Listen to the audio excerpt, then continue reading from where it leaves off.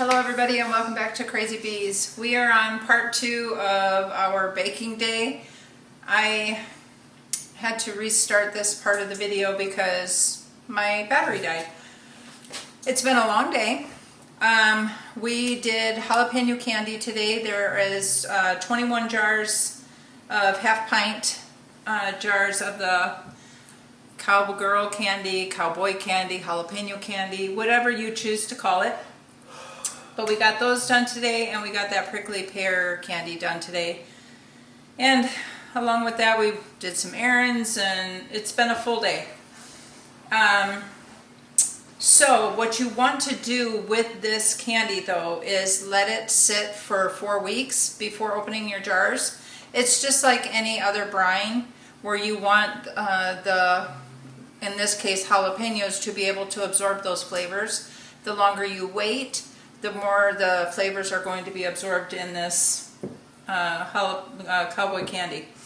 So now we are on to our baking. I have much baking to do, but we are doing banana bread, a moist banana bread with chocolate chips.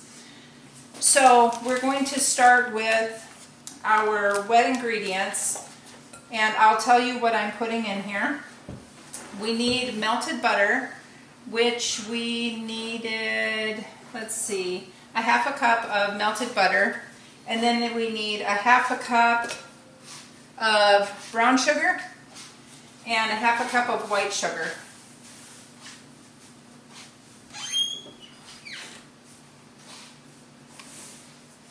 We are going to mix these together until they are nice and creamy.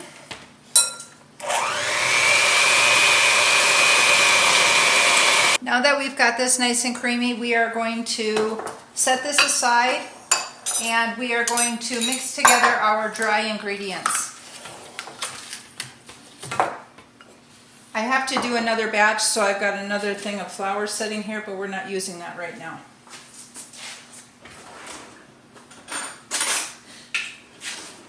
What we do need is 1 1/3 cups of flour, 1 teaspoon of baking soda. I can never get it out of here without it making a mess, so I just put it in my hand. Make sure that it's mashed up, because you don't want clumpy baking soda. And then I scoop it into my hand and then put it into my mixture. And then we need a half a teaspoon of salt.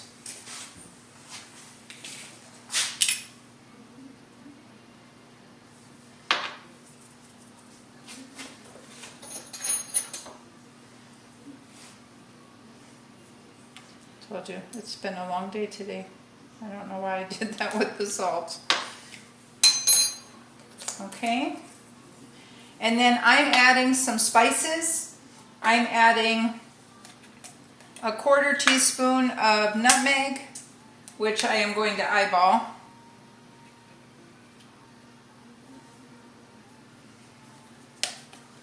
And a half a teaspoon of cinnamon.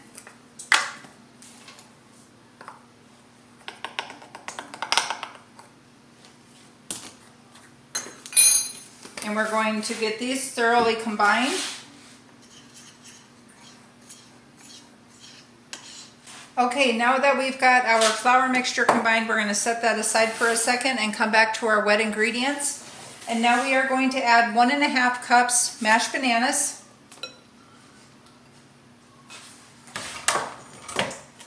a half a cup of sour cream. You can also use Greek yogurt, plain Greek yogurt, but I choose to use sour cream, and that will help your bread to be very moist. It's yummy. And then we need vanilla, and we need, how much vanilla do we need? Let's see. 1 teaspoon.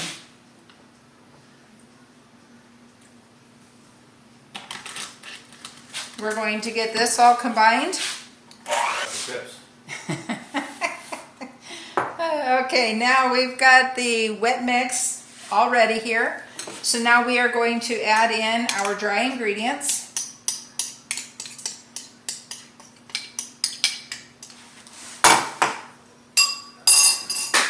And we are going to kind of fold this a little bit just to incorporate that flour a little bit, because my mixer doesn't have a low speed. It just gets going. It's right on it.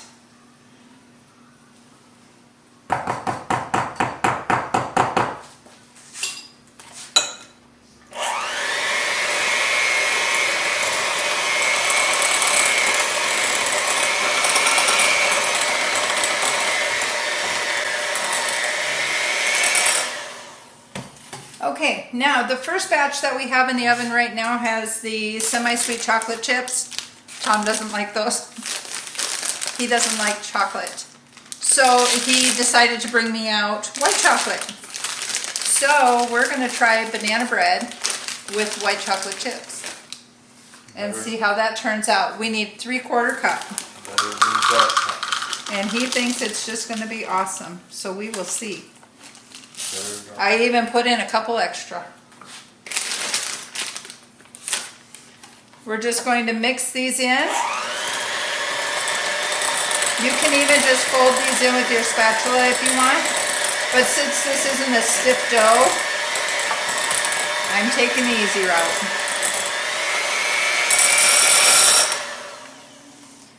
Okay, now I've got this mixture ready to go. We're still waiting for our first batch to come out of the oven.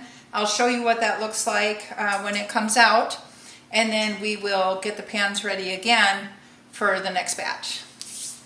I'm working on my next batch to go in, but our pan is empty now. This is a loaf pan, a mini loaf pan, and I have got, I don't know if I can pick one of these up yet.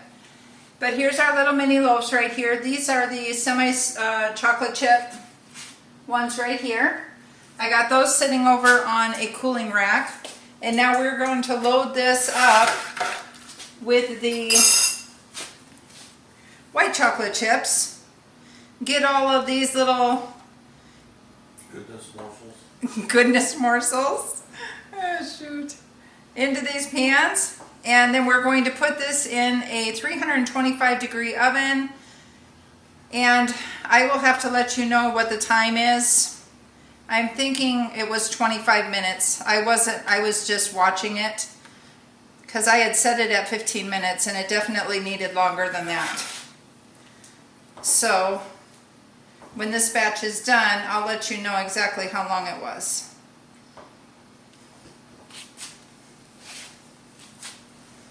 But I make sure each tray is filled, and then I go back with whatever's left over to put a little bit more into each one.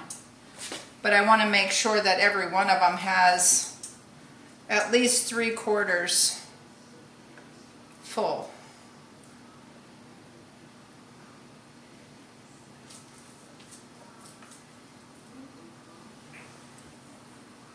Put a little more in that one, a little more in that one.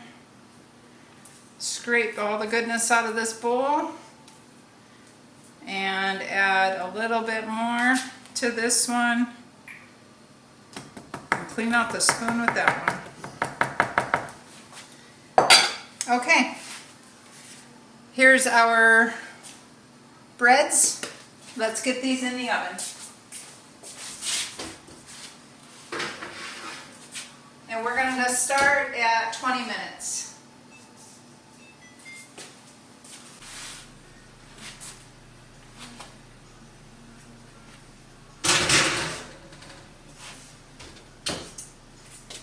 Okay, you guys, this one's done. We have one more to go. This was the white chocolate chip banana bread. It took 30 minutes. I have to let these cool for a few minutes before I can put them on the wire rack, so that I can cool my pan off enough to get it greased and floured again for the next batch. We'll come back as soon as we're done and give something a taste test. Alright, our timer just went off for our breads. and they are looking beautiful and plush. As you can see, all of that white is those white chocolate chips.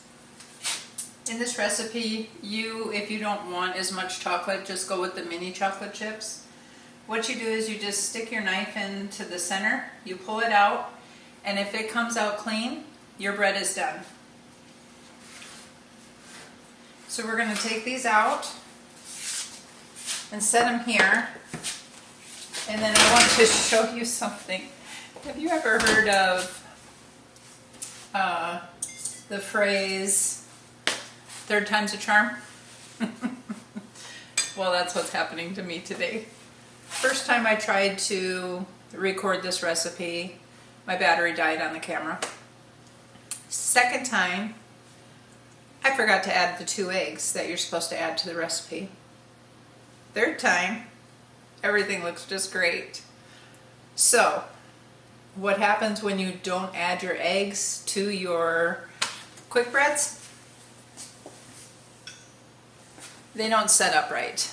Your eggs are your binding agent, and they bind everything, they give it texture, and I'll show you the rest of them and you'll see exactly what I'm talking about.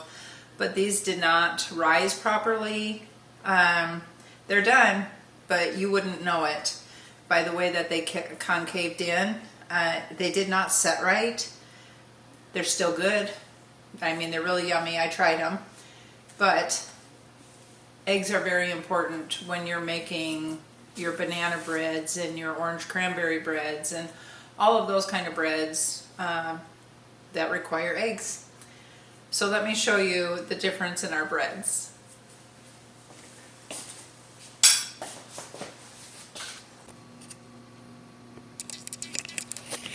So here are her breads. Right here are the semi-chocolate chip breads right here. We have 8 loaves of those. And then here's what I was talking about with the no eggs. This is a very sad loaf of bread. Look at this. Oh. They still taste very good, but they're not what I would give to family and friends for gifts. This is our last batch, and I was just going around here and shaping them because the recipe was for regular loaf pans, and these are the mini loaves, so they got a little overfilled, so they went over a little bit. But if you shape them like this, when they're warm, they'll keep their shape and they won't look like they've spilt over in the pan. So I'm going to let these cool for a little bit, and then we will transfer them over to the cooling rack. Okay, our bread is all done. I've got them on the cooling rack, and we need to cut into one of the semi-sweet chocolate chip breads to see just how moist and chewy this is. Oh, look at that. That sour cream just really enhances your moistness. Plus, my bananas had been in the freezer and I took them out, so they had extra, they were extra ripe. But just look at that. That is just so moist.